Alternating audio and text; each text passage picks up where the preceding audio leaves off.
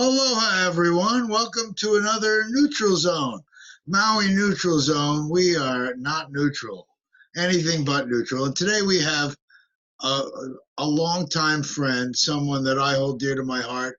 Many of you on Maui know him. This is Adisa Omar Camara. Camara? Camara, Yes. right? Aloha.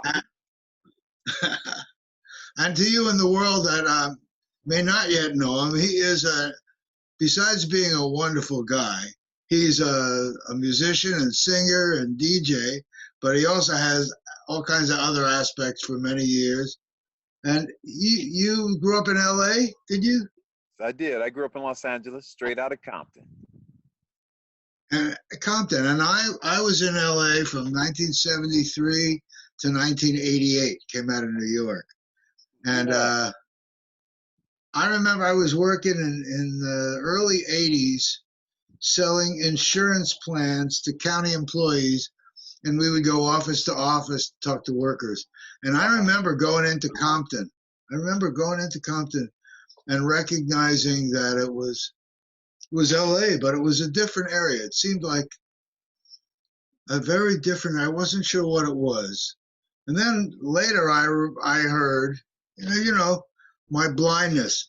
I grew up in New York where my father worked for a W.T. Grant Company, which was, well, I don't know if you know, like Kresge's and Woolworths and one of those department stores. His first store that he got as a manager was at 125th Street and Broadway, which to those that know say, well, that's like right in the middle of Harlem. Yeah. And so I grew up, and all around me, black people. I never thought about it until I was in school and realized there's no black people here. I mean, it was an interesting experience in my life, And Yeah. Compton, well, I got immersed into a culture, felt very comfortable there in Compton. But yet, when people talk to me, they'd say, "You went to Compton? How did you go in?" And so I started to understand that race thing and prejudice thing is just, it's heavy. And it's heavy because to me, I was invisible to it. Now, in this 2020, here we go, another incarnation forward. Right. What's Forward going or on with the backward. world? I mean, I remember 1969, I graduated high school. And my photo project in 1969 was we drove in our convertible through Harlem, and I was taking pictures. And when people said to me, how did you do that? What? I had no fear. I wasn't in a fear mode. And so I seemed to, Right. but then prejudice, I'm only You bringing it see, up you weren't. because, If you were to ask me, I would say another way of saying you weren't afraid is you weren't a racist. Because I think most of the problem with the racists is fear. And they're afraid of something. They're afraid of being overtaken, or they're afraid, but you didn't have that fear. You had an open heart. And, so I believe that's why you were able to be open to the whole area. and like when I think about you, well, you're my friend, Omar. I don't think of you as you, my friend, my black friend, and think of it as a separate category or something. Exactly. Neither do I. Yeah, we just call it Yeah. friendship. And it's nice when we can be open-minded and tall thinkers and not let that type of mentality lower our characteristics or lower our standards and get to a inferior mentality. That's what I call it. Now, you've been recently a presence. You've been out there. Maybe you can describe it better than me, because you've been in private sector and kind of sidelined by this COVID time. So what have you been doing through this period? I think of you as, my opinion, you're a guy who's always happy, always doing good things for the community, all kinds of people.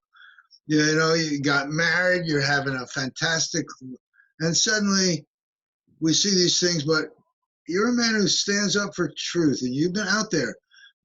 What have you been doing as far as presence? Because Black Lives Matter, and you've been I mean, very visible. I haven't paid close attention. I had a friend, our mutual friend Gwen George.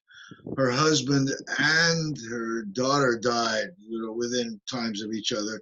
She was on my show, and I was trying to talk to Ian Adams. I didn't really know who would be a good spokesman, but I thought about you because,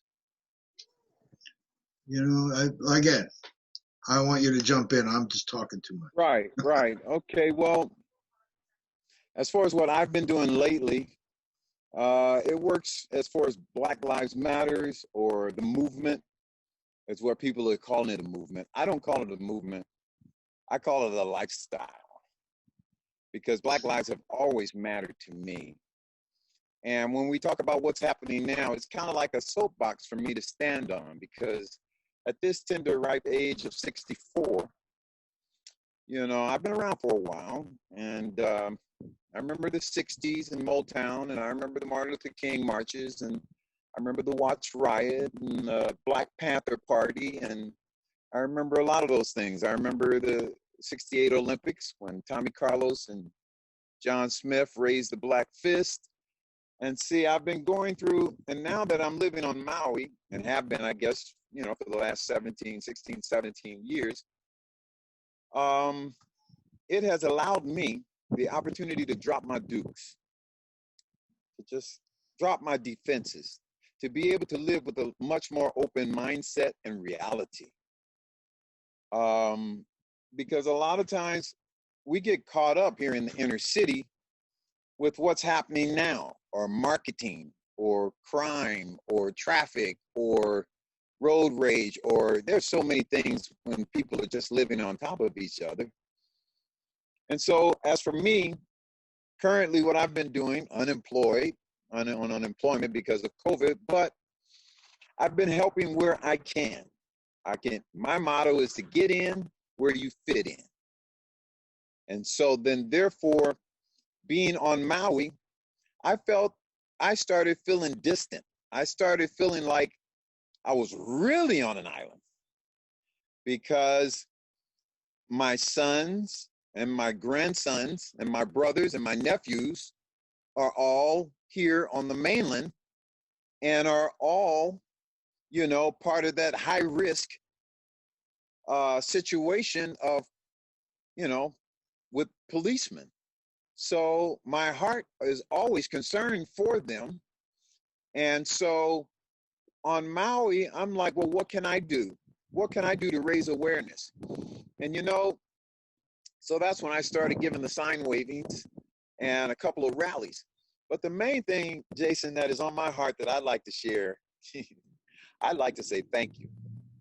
I'd like to say thank you to you and every other white person who is down for justice, who is up for justice, who is up for peace, who is up for equality, who is up for everyone being the same. Because, now this is going to take you back a little bit. You ever heard of a song called Wade in the Water? Wade in the water. Yeah, about the Underground Railroad. Yes, sir. You know that. That's history. Most people don't know that. Oh. I'll let you explain it out. That was one of the songs. Okay, that was one of the songs that Harriet Tubman used to signal to the slaves out in the field to wade down that night toward the water because the slave train is coming through. And so traditionally speaking, in the 60s or the 90s when Rodney King happened, generally speaking, it's been the African-American wading in the water and protesting and out there fighting and protesting. Now, there have been whites and other folks with us for sure, especially with Dr. King hand in hand, because that's when they stopped using the water holes and sicking the dogs when they saw there were whites intermingled with the blacks. And then, so what happened was, right now, we've got people from every race, creed, and color around the world protesting, demonstrating, positive protesting. Now, the looting, we don't have nothing to do with the looting. I don't know who's looting because protesters don't loot. Looters loot. Now, when we protest BLM, we don't loot. Martin Luther King, we don't loot. We protest. Now, because we have all of these other people wading in the water with us protesting, they don't know how to protest. So that's why they're breaking windows and doing stuff. And it's not necessarily the blacks who have been protesting for years. It's the people who so-called coming out to help us. That's not the way we protest. And it's also the white supremacists, the KKK groups, all of those hate groups that are putting on masks. They're putting on blackface. They're having umbrellas. They're breaking windows. They're trying to make the movement look bad. They are making the protest look bad. But we're not going to stop. That's not us. That's them. We just have to identify them. See, if we stop breathing because we can't stop. This is a marathon. Martin Luther King was killed on my birthday when I was 10 years old. So every year on my birthday, I carry that with me. It's like a civil rights cross that comes upon me every year. And so, you know, we've been fighting this battle a long time, and I'm very thankful that there's a lot of people now wading in the water with us. And we just have to suck it up and realize it's a marathon. Because, you know, with this country kind of being built on the gun and built on racism and built on taking away the land from the Mexicans and from the Indians, you know, so, you know, with that being the foundation, we have to realize that for your America to be the same America of your Constitution, you have to live by the Constitution. If every man is going to be equal, then they have to be equal. It's not like every white man equal, it's every man equal. And so now that we have so many people coming together, we're going to be able to fight this white supremacist attitude that says we're in charge and we're elite and we're making the rules for you. Right, you have been for years and years, and you will continue until the people get enough power and unity to say not anymore. Because the system is the system, and the system is not built for us to have equality. The system is built for us to have inequality. The system is built for us to have to go through, when I say us, I could be speaking of blacks or other minorities, to go through a lot of other jumps and hoops and holes and redlining and all types of things that, you know, racism holds us back from. And, you know, a lot of people say that we want folks to give us something. We don't. That is not true. We don't want nobody to give us anything. We just want you to get your knee off our neck so that we can breathe. You see, at first, they wouldn't allow us to play sports. And we had the Negro Baseball League. And then finally, the Brooklyn Dodgers brought in Jackie Robinson. So Jackie Robinson, then Roy Campanella, then so you see how we're doing in sports. We can do whatever we want to do wherever if we're allowed. We don't have to be given. All we need to be given is the opportunity. We're not asking for anything free. Just give us the same equal opportunity. And that's why Black Lives Matter. You know when Black Lives stop mattering? Then I'll share this and then I'll get off of it. No. The year that slavery ended, that's when Black lives didn't matter anymore to white people, the racist white people, because that's when the massacres started. There's been 27 massacres in the United States of Black people since slavery. The first massacre wasn't until 6 months after slavery. They said if they couldn't own us, they were gonna kill us. And all of these massacres, Black Wall Street, Rosewood, North Carolina, there's 27 of them. I can send you the chart. But they all started right after slavery. So it was almost like, well, if we can't own you, then we'll kill you. You're talking about So we're still after the dealing with that emancipation. now. Go ahead, So sir. you're talking about since the Emancipation Proclamation in the 1860s, right? That's your talk. Since then, it's like Yes. the white people said, "Okay, that's it. We're gonna either get rid of you or you're a slave. That's my only choices." That's horrible, and We're it's going to been kill just you. We're going to put you in jail. We're going to put you on the chain gang. We're going to do something with you, but we're going to do it now, and it doesn't have to be fair. And so that was the thing. Right now, I have learned so much Black history in the last 4 months. I've learned more Black history in the last 4 months than as much as I've known my whole life, because of wow. this and the internet, because of the challenge we have going on and the internet. And people are researching and putting all of these posts up, and I'm like, what? What? I didn't know that. What? Like, for instance, did you know that it was runaway slaves and blacks that created hockey, ice hockey? That's what I I would didn't never know thought either. of that. I can send you a picture. It happened in Nova Scotia. What happened was the slaves that ran away up north, and they ran into Canada. And in Nova Scotia, they put together a league. It was called the Maritime Negro Hockey League. Their first commission game was in 1825. The first commission white game in England was in 1875, 50 years later. Wow. And I've got a picture, old school picture that I got from offline. And also, there's two, and the NHL, National Hockey League, has already confirmed this, that there are two moves, two things that they got from the Negro League and brought into the National Hockey League. One was the slap shot.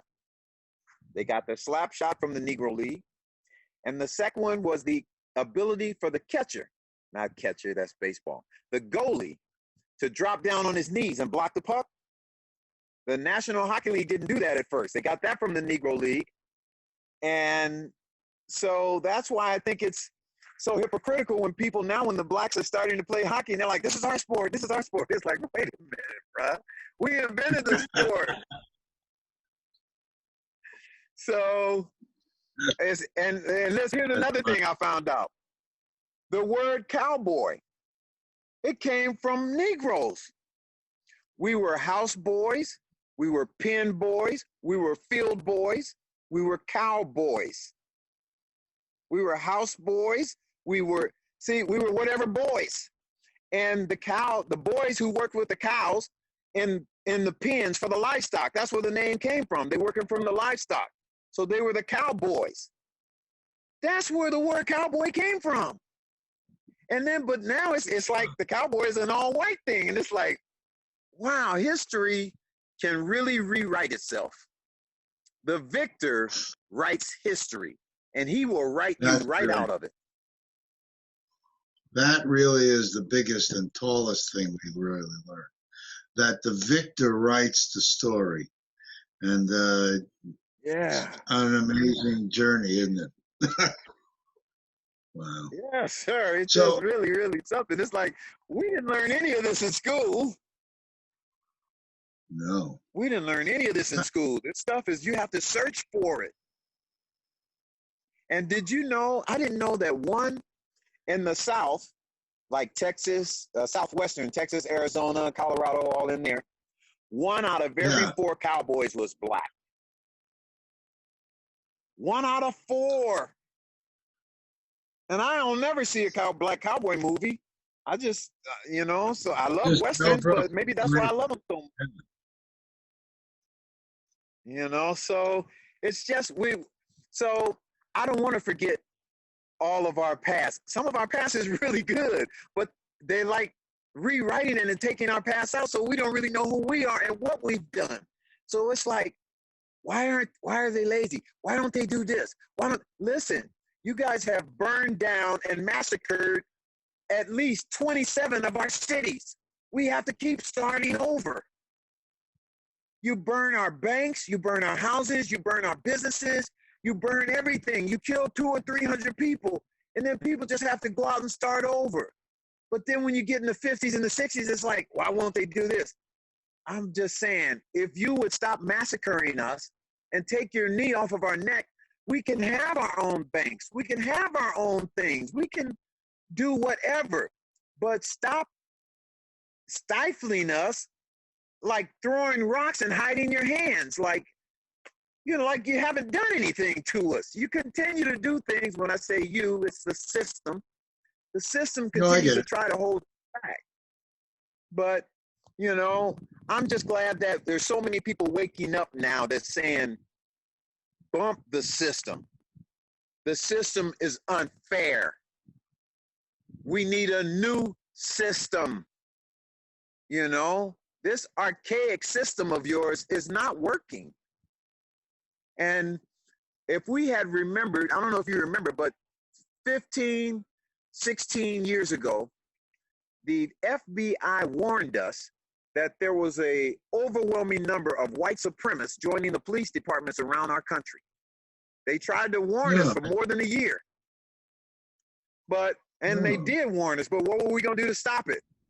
And they just joined and joined and joined. And now we have what? People getting shot 15 times, 27 times, 7 times in the back. All these shots are not just coming from regular people. They're coming from supremacists. They're coming from KKK supremacist-minded people. That's why they're unloading the gun in them 18 times. Why does a person need to be shot 27 times? That don't make any sense at all. No. Why would you be on the ground? There's some videos of police shooting guys on the ground that are already dead, and they're still pumping bullets in them. I'm not surprised. All this stuff on video. We got it all on video.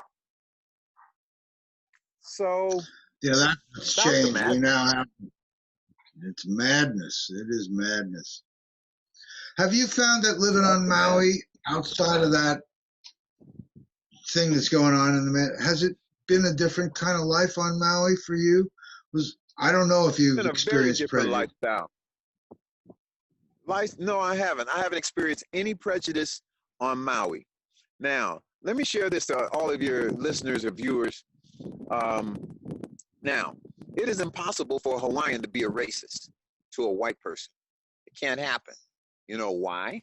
Because a racist is a person who controls the narrative. The Hawaiians don't control the narrative. Now, the Hawaiians, a lot of them are prejudiced towards whites, but they're not racist. That's not just how you become racist.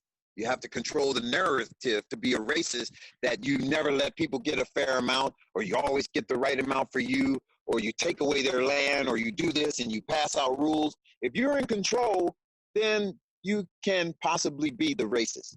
But if you don't have no control, you're not a racist, but you can be prejudiced toward the people who are racist to you. And so as I explained that, no, I haven't received any on Maui, but I know a lot of my white brothers and sisters who say that they have been profiled. And I could understand that, because it's not because of them personally, but it's because of the body that they wear. My white brothers and sisters all wear the body of a supremacist. They're not supremacists. Jason, you're not a white supremacist, but you have a white body, and you have the same body of a supremacist. So when the Hawaiians see you guys coming, he sees the body type of a supremacist. And then they might get prejudiced because they don't know your heart, and they don't know that you're a loving person and would never be that, but they still show it to you because they're just prejudiced towards white people because they felt like they've been done wrong. And so the same with I'm in a black body. I live a black body experience just like you live a white body experience. And you so get any kind of experience. So when they see my black body, sometimes they might assume that I'm a bad actor or character until they get to know me. But these, again, are shallow people. These are judgmental people that's just judging you by the color of your skin. But that's what racist, prejudiced people do. They're not high thinkers, they're low thinkers. And In it was 2010, I worked the census, and the area that I got to work was Happy Valley, which is heavy Hawaiian.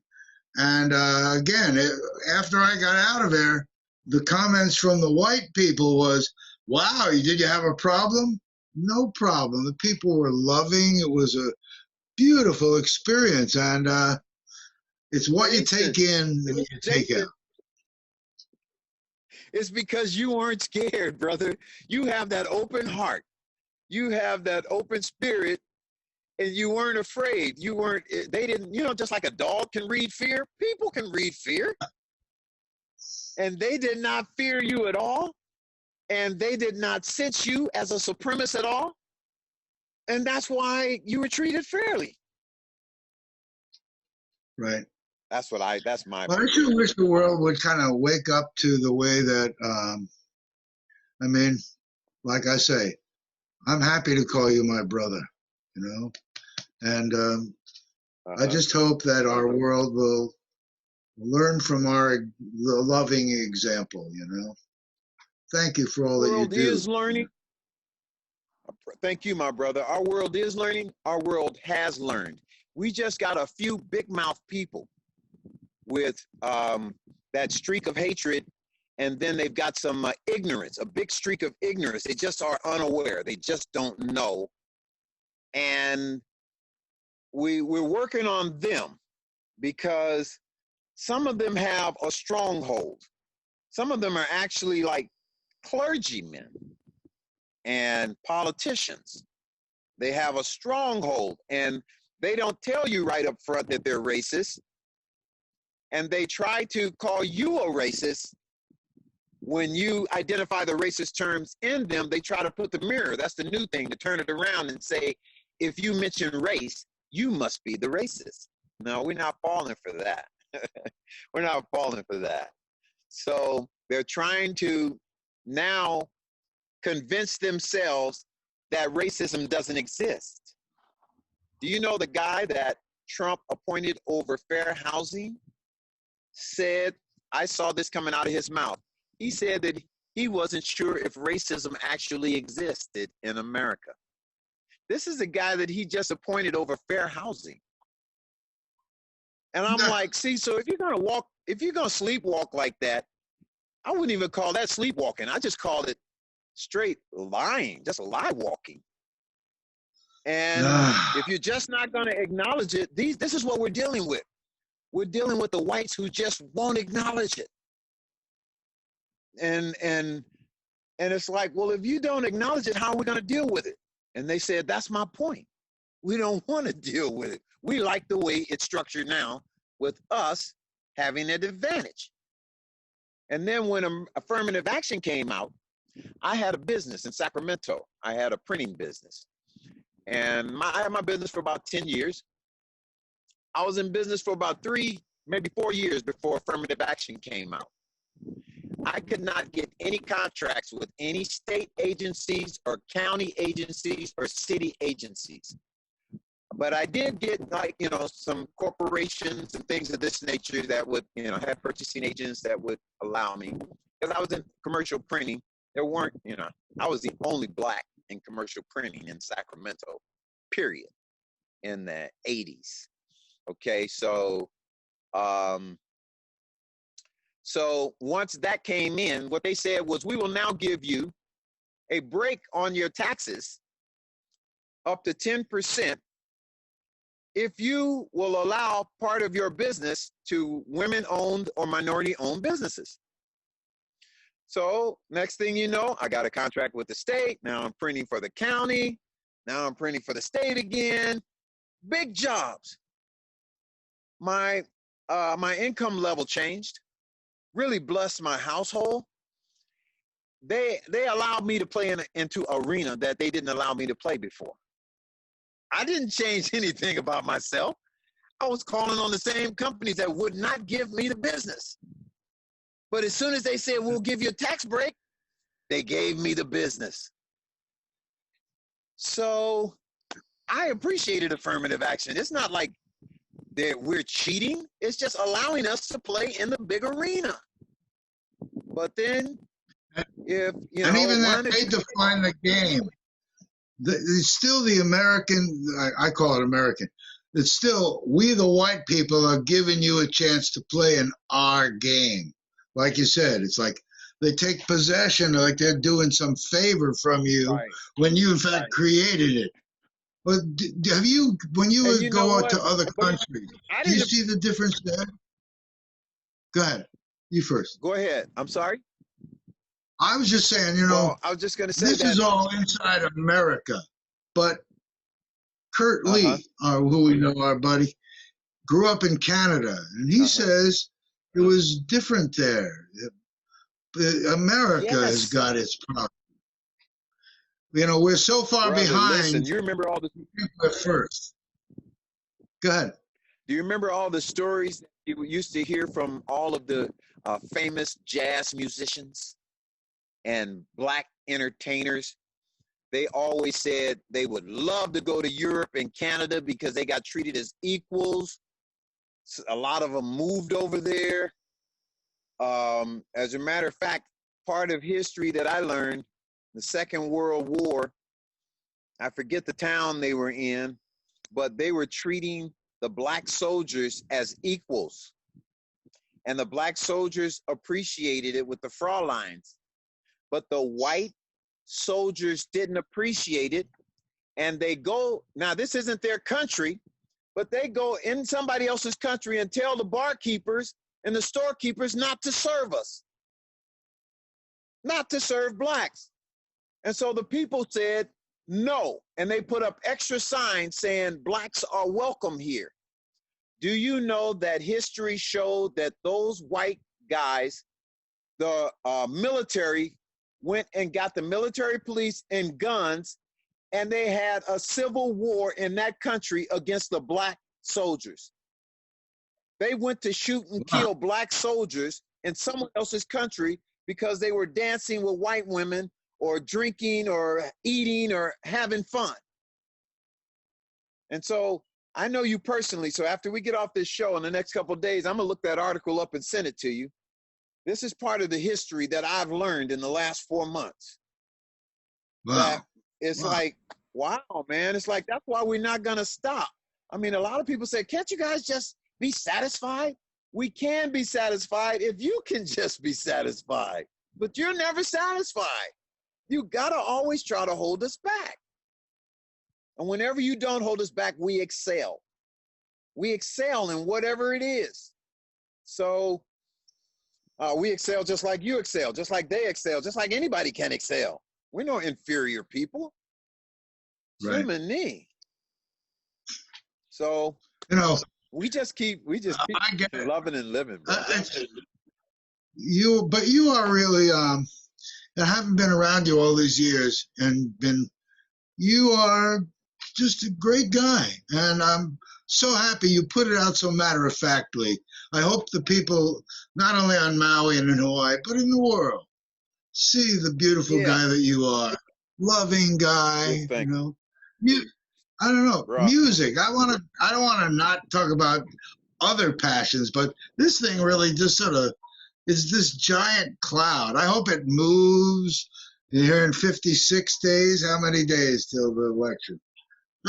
You know what I'm trying to change the way I think about it, because I'm not the type of person that gets bored much. But after I was unemployed, laid off for about 2 months, I started getting bored. And I'm like, where's this coming from? And I'm like, where's this coming from? Well, I haven't been creating. No singing, no, worship, no band rehearsal, no all that. That's all creating. So when you're an artist, a musician, a painter, a creator, you need to create to keep your flow going. So that's why I started doing a couple of Facebook Live shows, so that I could still be able to offer my gift and give and get into what is my pattern. And so now I'm thinking, how do I deal with this Trump situation, racial situation? Okay, I'm still working on it, but I'm going to have to turn it from a negative into a positive. Some kind of way, I'm going to have to get it into a nuclear, some kind of spiritual reactor and convert that energy so that I can use it for the positive. And because it's a lot of energy. It's a lot of energy out there. And I just want to keep planting seeds. I don't, like they say, be a good farmer. Don't watch your crop. Just keep planting seeds, bro. Just keep planting seeds. Someone's knocking at my door, believe it or not. Oh, they just did. Okay. Well, do me a favor, open the door and let them in. I know what that is. You stay right there. I'm going to go get it and come back. Somebody's knocking at the door. Somebody's ringing my bell. Somebody's knocking at the door. Somebody's right here, I live bell. in a senior place, right? Do me a favor.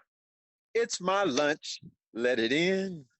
There's a program that the county here is trying to. The feds give money, and the feds are figuring how can we use this money to somehow help our community. So they're paying so many dollars to a couple of restaurants that prepare these meals. It's almost a little scary. They have different vouchers and things around, but good. Getting meals to the businesses who then have a little money. It's going to be quite challenging to imagine how some of these businesses are going to come back from such a long time of being off. It's like you could either say every week there's a couple more going down. Every month for sure, there's a few going down. The longer we wait, the more it hurts, the more businesses won't be able to make it, the longer we wait. And so I'm just hoping and believing that the waiting will be over soon, that we can really get on top of this and get us going, because it's causing so much internal turmoil that it's become political. And it's like, this is a disease. Disease is not, how are you going to politicize a disease? Come on, let's just get the disease gone. It has no respecter of person. Young, old, right, black, white, anybody, it'll take you out. But somehow it's become, us against them kind of disease. And some people have Isn't said— it funny that it's gotten so polarized politically? It's just ridiculous. It's ridiculous. Well, man. That's why we're here. We're here to point at it and say, come on, people. Smile on your brother. Everybody get together. Try to love one another right now. That's right. It's fear, false evidence appearing real. And they're being pumped right now by a fear monger. And this fear monger is telling them they're coming to take your house. They're going to come and steal all your stuff. They're going to come and loot you. The police, it will take the police a week to get to you. Pushing nothing but fear. And they're gobbling it up like Jim Jones gave out Kool-Aid in Guyana. They're just slurping it up. Give me a double. Give me a triple of fear. Let me bask in it. No, bro, it's not gonna, and it's false, and it's never gonna last. That's one thing about fear. You always find out whatever you were afraid of, you shouldn't have been afraid of it, or you've grown over it. That's the way fear is. We grow over it, or we grow out of it. As a child, we have a lot of fears. Darkness, people we don't know, animals, dogs. But as we get older, we lose those fears until somebody starts stoking them.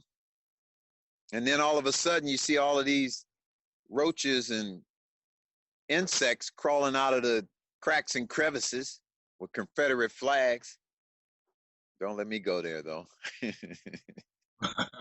Well, I am afraid that we are running out of time on our show. Beautiful. But cracks, and, we're going to let everybody know that we're going to do it. I'm going to be making a pivot soon because, as Maui Arts and Music, I've been focusing on environment and social things. I'm making the pivot toward music. So we're going to be doing something here very soon. I hope you realize. Let's do that. And we are going to be the what do we say? The musicians and the artists can be the opinion leaders to the world and be able to help put our arms around loving goodness, cooperation, and Right. we're the I, ones. I would like to right now encourage all musicians to get on Facebook Live or to get on your website and start doing some free concerts. Now, if you want to ask the people for money through PayPal or whatever, do that. But start giving away some of your gifts. It's more blessed to give than receive. And when you start giving, it's going to start coming back to you. Okay? So give the first one away free and then charge, or don't charge or charge, whatever. But get your gifts out here, man. Absolutely. And it's going to bring up everyone's attitude. And I have all kinds of ideas we'll talk about online in a new way, because we're the Maui Arts and Music Association. We're art and music to educate people in the world and show it where we live as an example to the world. What better thing for us to be doing together? That's right. You are a spokesman. Creating, give thanks and praise. Just show them that not only can it be done, it is being done. It is being done. That's give right. Thanks and praise. Namaste, my brother. Blessings to you, my friend. Until the next time. Until the next time. And all you out here who have been watching, I know we've been a little informal in this show. Been just perfect for me. How about you, Omar? Good? I'm good with it. Anything otherwise you want to let our audience know before we sign away? Yes, I do. I just like to say, in all of this that's going on, close your eyes when you get a chance. Sit on the side, close your eyes, take a couple of deep breaths, sit in the stillness, and realize that you're all right, and you're going to be all right. Give thanks and praise. Namaste. Namaste. Well, thank you guys for joining us. Thank you, Omar, for being with us here today. It's been a pleasure. We will see you soon. All right, my friend.